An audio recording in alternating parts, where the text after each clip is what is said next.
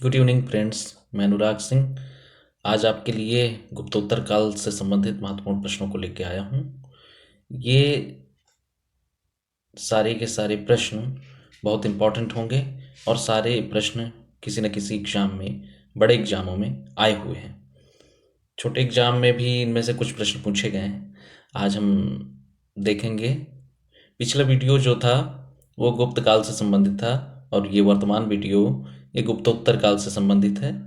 आइए देखते हैं पहला प्रश्न।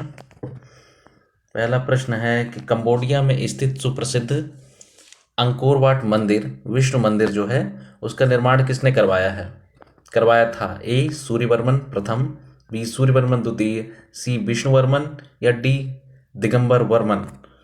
तो ये प्रश्न काफी महत्वपूर्ण है और इसका उत्तर जो होगा वो होगा बी सूर्यवर्मन द्वितीय।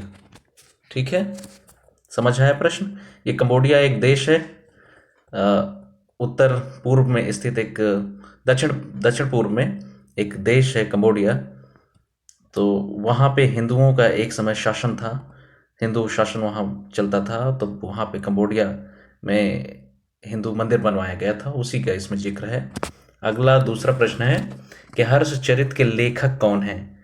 Who is the writer of Harshacharita? Banabhatta, Amar Singh, Kalidasa या हरिसेन? आपको पता होगा कि बाणभट्ट हर्षचरित के लेखक हैं, हर्षचरित बाणभट्ट। अब बाणभट्ट जो थे वो हर्ष के समय के थे और हर्ष से संबंधित ही ये किताब है। हर्ष यानी हर्षवर्धन के दरबारी कवि थे बाणभट्ट। आगे देखते हैं तीसरा प्रश्न। एक महान नाटककार कौन? कादंबरी के लेखक कौन है? एक महान नाटक था कादंबरी, उसके लेखक कौन है? ए हर्षवर्धन, बी भास्कर वर्धन, सी बिंदुवर्मन या बाणभट्ट। तो कादंबरी के लेखक हैं ये कादंबरी बाणभट्ट या फिर बिंदुसार या भास्कर या हर्षवर्धन। तो कादंबरी के लेखक हम देखेंगे, कादंबरी के लेखक जो हो जाएंगे वो हो जाएंगे बाणभट्ट। कादंबरी के लेखक बाणभट्ट। आइए देखते हैं इस प्रश्न को एक बार फिर से। कादंबरी के लेखक बाणभट्ट होंगे।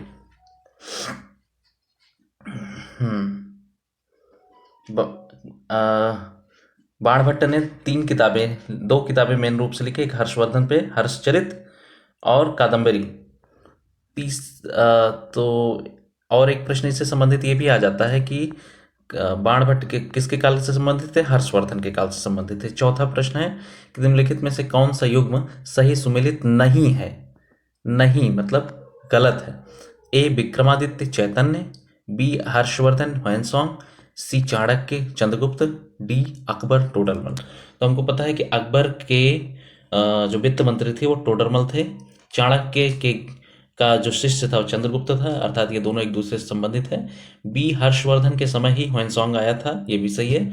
विक्रमादित्य जो थे, अभी हमने पिछले क्लास जब हम गुप्त काल पढ़ रहे थे उसमें हमने देखा कि विक्रमादित्य जो है चंद्रगुप्त द्वितीय ने उपाधि अपनी ली थी विक्रमादित्य, वो चैतन्य। लेकिन चैतन्य महाप्रभु विक्रमादित्य के समकालीन नहीं थे, बल्कि उनका जो जन्म हुआ वो बाद के समय में हुआ था। असम वाले क्षेत्र में, कलकत्ता असम वाले क्षेत्र में वो वैष्णव धर्म के उपासक थे चैतन्य, और उनका जन्म कलकत्ता वाले असम वाले क्षेत्र में हुआ था, क्योंकि कलकत्ता असम वो पूरा एक था तब। तो इसका उत्तर यानी कह रहे सुमेलित नहीं है, तो इसका उत्तर जो हो जाएगा वो हो जाएगा ए। अगला प्रश्न है 13वीं शताब्दी में राजस्थान के माउंट आबू में प्रसिद्ध दिलवाड़ा मंदिर का निर्माण किसने कराया? तो पहले तो आप ये जान लीजिए कि दिलवाड़ा के जो मंदिर हैं वो जैन मंदिर हैं। उनका निर्माण किसने करवाया? पूछ रहा है कि ए महेंद्रपाल, बी महिपाल, सी तेजपाल या फिर राज्यपाल। अच्छा, तो ये बनवाया तो इसका आंसर तो सी होगा, लेकिन इसके बारे में थोड़ा जानकारी और, तेजपाल ने बनवाया था, लेकिन इसके बारे में थोड़ी जानकारी और होनी चाहिए कि ये गुजरात के शासक थे गुजरात के शासक थे, बघेल वंशी शासक, उनके ये मंत्री थे तेजपाल, उन्होंने बनवाया था। छठा प्रश्न देखते हैं, खजुराहो मंदिरों का निर्माण किस वंश के शासकों ने करवाया। ये प्रश्न काफ़ी सिंपल है और बहुत बार पूछा गया लोगों को, काफ़ी ये प्रश्न कई बार पूछे जाने के कारण ये आदमी को काफ़ी सामान्य प्रश्न लगता है। आइए देखते हैं, खजुराहो मंदिरों का निर्माण किस वंश के शासक ने करवाया। होलकर, सिंधिया, बुंदेला राजपूत या चंदेल। तो आपको पता है कि चंदेलों ने करवाया था, अर्थात इसका उत्तर हो जाएगा डी। चंदेल शासकों ने क्या करवाया था, खजुराहो के मंदिरों का निर्माण कराया था। खजुराहो के मंदिर कहाँ हैं, मध्य प्रदेश में। तो मध्य प्रदेश में खजुराहो के मंदिरों की एक विशेषता ये है कि नागर शैली में बने हैं। इसके कुछ मंदिर पंचायतन शैली में भी हैं। पंचायतन शैली का मतलब यह है कि एक मुख्य मंदिर बीच में होगा, उसके चारों तरफ एक एक करके 4 मंदिर चारों दिशाओं में होंगे, तो वो पंचायतन शैली हो जाती है। नागर शैली के बारे में मैं पिछले वीडियोस में बता ही चुका हूँ। अगला प्रश्न है कि मिहिर भोज राजपूतों के किस कुल से संबंधित है। राजा भोज का नाम काफी आता है ना, तो मिहिर भोज राजपूतों के किस कुल से संबंधित है। प्रतिहार से, राठौर से, चौहान से, परमार से। तो मिहिर भोज किस कुल से संबंधित है, इस प्रश्न का हम उत्तर देख लें। ये प्रश्न राठौर तो नहीं ही थे, चौहान भी नहीं थे, चौहान दिल्ली में थे। परमार और प्रतिहार ये दो हो सकते हैं, तो परमार और प्रतिहारों में देखते हैं कौन सा है। तो इसका उत्तर हो जाएगा ए, प्रतिहार। प्रतिहार इसका उत्तर हो जाएगा ए, प्रतिहार। अगला प्रश्न है, ह्वेनसोंग किसके शासनकाल के दौरान भारत आया था। चंद्रगुप्त प्रथम के, मिहिर भोज के, हर्षवर्धन के, रुद्रदामन के। अच्छा, इस प्रश्न को आप याद कर लीजिए। कैसे याद करें, मैं अपनी टेक्निक बता रहा हूँ। हर्षवर्धन ह्वेनसोंग, हर्षवर्धन ह्वेनसोंग, यानी हा हा दोनों में आता है, तो वो एक समय के हैं। ठीक है, तो इसको ऐसे सामान्य तरीके से याद कर लीजिए, हर्षवर्धन ह्वेनसोंग। यानी ह्वेनसोंग किसके दरबार में आया था, किसके शासनकाल के दौरान आया था, दरबार में नहीं, हर्षवर्धन के। और इसके अलावा ये पूछ सकता है कि हर्षवर्धन के समय कौन सा यात्री भारत आया था, तो ह्वेनसोंग। ठीक है, दोनों तरह से प्रश्न को समझ लेना है। अगला 9th प्रश्न है कि ह्वेनसोंग किस देश का यात्री था। जापान का, दक्षिण कोरिया का, चीन का या पुर्तगाल का। बताइए जल्दी। और आज सारे के सारे लोग अपने कमेंट करके भी बताएंगे कि कितना प्रश्न, 20 प्रश्नों में उन्होंने कितने प्रश्नों को सही किया है, ताकि उनकी तैयारी का स्तर भी देखा जा सके। तो जापान है नहीं, दक्षिण कोरिया नहीं है, पुर्तगाल भी नहीं है। इसका उत्तर हो जाएगा सी, अर्थात चीन। अब देखिए, जो ह्वेनसांग है वो चीन का था, इत्सिंग है वो चीन का था, और इसके अलावा एक नाम और आता है, वो मुझे अभी ह्वेनसांग, इत्सिंग, ये सारे के सारे लोग, यात्री जो थे वो थे चीन के। अब देखते हैं कुछ और यात्रियों के नाम अगले प्रश्न में दिए गए हैं। उन यात्रियों को उनके देशों के साथ मिलान करते हैं कि कौन सा यात्री किस देश से आया था। निम्नलिखित मध्यकालीन यात्रियों का उनके देशों के साथ मिलान करिए। Marco Polo, Spain, Ibn Battuta, Balkh, Antonio Monserrate, Italy, Mahmud Wali Balkhi, Morocco. अच्छा, तो एक तो ये देखते हैं कि इब्न बतूता कहाँ का था, वो था मोरक्को का। मार्को पोलो हमको पता है कि वो था इटली का। बाल्खी, बल्ख लिखा है तो ये सेम हो गया। महमूद वली बाल्खी जो है बल्ख से हो जाएंगे। एंटोनियो मोंसेरेट हो जाएंगे स्पेन से। यानी ए का 3 किसी में है, देखते हैं, सॉरी, ए का 3 देखते हैं किसी में है, ए का 3 देखते हैं किसी में नहीं है, यानी ए में ही है, तो इसका उत्तर हो जाएगा ए। यानी मार्को पोलो कहाँ से हो गए, इटली से।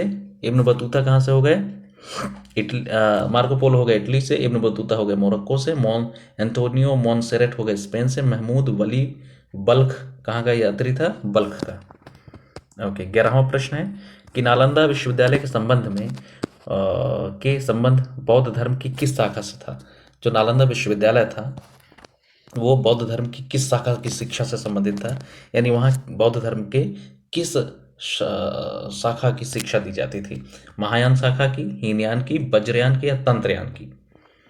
ये प्रश्न काफ़ी अच्छा प्रश्न है और बीपीएससी बिहार पीसीएस में पूछा गया प्रश्न है, इसलिए इस प्रश्न को आइए देखते हैं। हीनयान शब्द जो है उसका अर्थ है कि भगवान बुद्ध के द्वारा दी गई जो वास्तविक शिक्षाएं थी वो हीनयान के तहत आती हैं।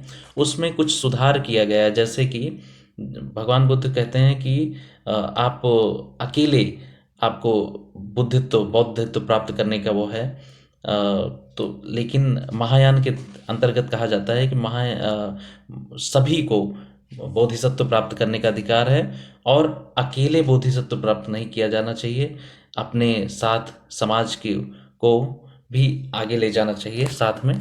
ये महायान से संबंधित हो जाता है। तंत्रयान से समझ रहे हैं, तंत्र मंत्र ये चीज़ें। और वज्रयान यानी महायान, वज्रयान में क्या होता है कि ये जो बौद्ध धर्म है वो काफ़ी कठोर वहाँ पे हो जाता है। कठोर हो जाना मतलब उसकी जो पूजा पद्धति और अन्य चीज़ें वो काफ़ी कठोरता से पालन होता है। तो इसका नालंदा विश्वविद्यालय का जो संबंध है वो है महायान से। किससे? महायान से। महायान।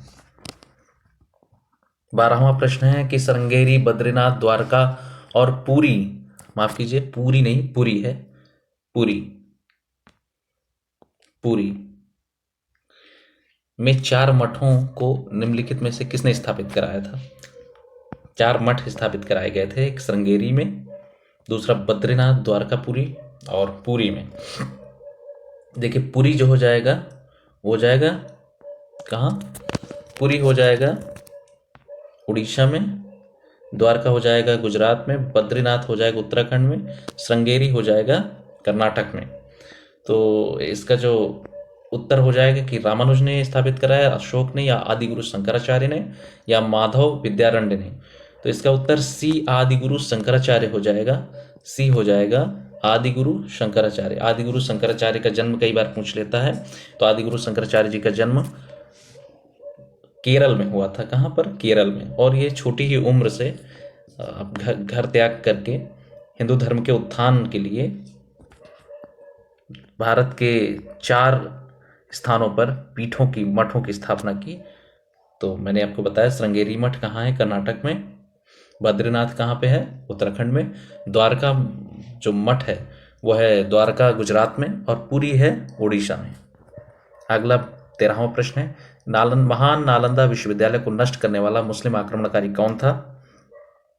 यानी कौन सा वो मुस्लिम आक्रमणकारी था? मुस्लिम शासक था या मुस्लिम सेनापति था जिसने नालंदा को नष्ट किया? ए अलाउद्दीन, बी मोहम्मद बिन तुगलक, सी मोहम्मद बिन बख्तियार खिलजी, या डी मोहम्मद बिन कासिम। ये प्रश्न बीपीएससी का एकदम पेड प्रश्न है। बिहार पीसीएस में ये प्रश्न आई थिंक हर बार आता है।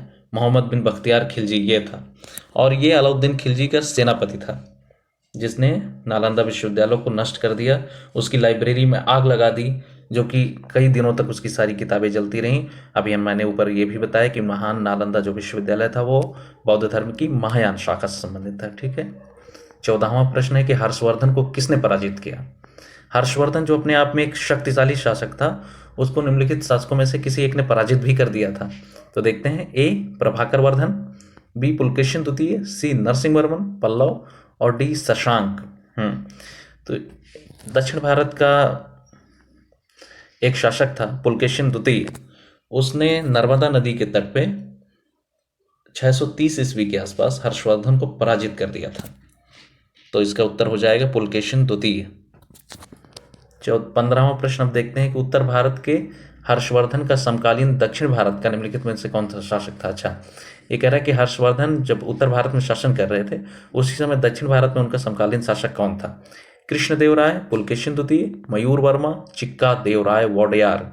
अच्छा, इस प्रश्न को अगर हम पिछले प्रश्न को सही से किए होंगे तो ये प्रश्न हम कर सकते हैं। कैसे? कि अभी हमने देखा कि पुलकेशिन द्वितीय ने हर्षवर्धन को नर्मदा नदी के तट पर पराजित किया था, और अगर साथ में युद्ध कर रहा है तो जाहिर सी बात है वो उसका समकालीन ही होगा, अर्थात इसका उत्तर बी हो जाएगा, पुलकेशिन द्वितीय। 16वां प्रश्न है कि हर्षवर्धन की आरंभिक राजधानी कहाँ थी? हर्षवर्धन की आरंभिक राजधानी कहाँ थी? हर्षवर्धन की आरंभिक राजधानी प्रयाग, कन्नौज, मथुरा या थानेश्वर थी? अच्छा, इस प्रश्न को समझ लीजिए पहले। थानेश्वर वर्तमान हरियाणा राज्य में है। तो हर्षवर्धन की जो आरंभिक राजधानी थी वो थी थानेश्वर। थानेश्वर में शासन करते हुए कन्नौज पर उस समय उसकी बहन और उसके जीजा का शासन चल रहा था। उसके जीजा की मृत्यु हो जाने के कारण, युद्ध में मारे जाने के कारण, उसने अपना विस्तार कन्नौज तक कर लिया। अब उसने अपनी राजधानी भी कन्नौज को बना ली। तो हर्षवर्धन की आरंभिक राजधानी थानेश्वर थी और बाद के समय में कन्नौज भी उसकी राजधानी हो गई। उसका शासन जो है प्रयागराज तक था। तो इसका जो उत्तर हो जाएगा वो थानेश्वर हो जाएगा। अगला 17वां प्रश्न है।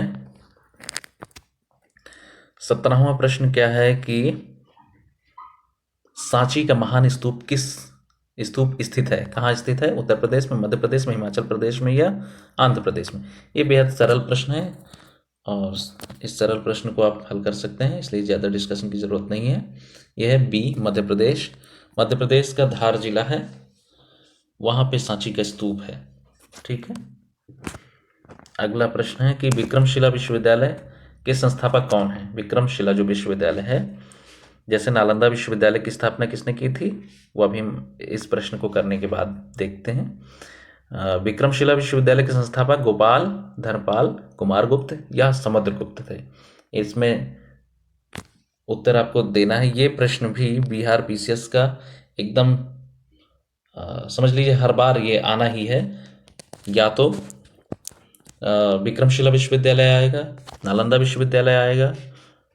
तो इसका उत्तर जो हो जाएगा वो बी हो जाएगा। धर्मपाल ने, जो कि पाल वंशीय शासक था, उसने विक्रमशिला विश्वविद्यालय की स्थापना की थी, जो कि भागलपुर में, बिहार के भागलपुर क्षेत्र में आता है। अगला 19वां प्रश्न है कि भारत के किस राज्य का प्राचीन नाम कामरूप था? भारत के किस राज्य का प्राचीन नाम कामरूप था? अरुणाचल प्रदेश का, मणिपुर का, असम का या मेघालय का? अच्छा, ये जो नाम है महाभारत में भी आता है, कामरूप प्रदेश। तो ये जो है इसका उत्तर जो हो जाएगा वो हो जाएगा सी। असम को कामरूप प्रदेश या कामरूप के नाम से भी जाना जाता था। अगला 20वां प्रश्न है। 20वां प्रश्न आपके गुप्तोत्तर काल से संबंधित तो नहीं है, लेकिन मुझे ये इंपॉर्टेंट प्रश्न लगा आने वाली परीक्षाओं की दृष्टि से, इसलिए मैंने इसको रख दिया कि 10 रुपए की नोट पर किस चीज का चित्र अंकित है? ए, सूर्य मंदिर कोणार्क, बी, रानी की वाव गुजरात, सी, लाल किला दिल्ली या सांची का स्तूप मध्य प्रदेश? इस प्रश्न का उत्तर दीजिए। 10 रुपए की नोट पर क्या अंकित है? 10 रुपए की नोट पर अंकित है सूर्य मंदिर कोणार्क। तुरंत निकालिए 10 की नोट और देखिए उसमें क्या है कि नहीं, और है तो कैसे बनावट है उसकी, क्या लिखा है उसमें, और ये चीज देखिए। और बाकी के तीनों बी, सी और डी, रानी की वाव, लाल किला और सांची का स्तूप, किस किस नोट में है, ये कमेंट करके बताइए मुझे। और चैनल को प्लीज़ सब्सक्राइब कर लीजिए। जिन्होंने सब्सक्राइब नहीं किया है, बेल आइकन दबा लीजिए, लाइक और शेयर कीजिए। अगर आपको कोई समस्या है किसी भी तरीके की पढ़ाई से संबंधित, तो मेरा नंबर डिस्क्रिप्शन बॉक्स में दिए होते हैं, आप वहाँ से मुझसे कॉल करके बात कर सकते हैं। धन्यवाद। आज का वीडियो यहीं तक है। नमस्कार। जय हिंद।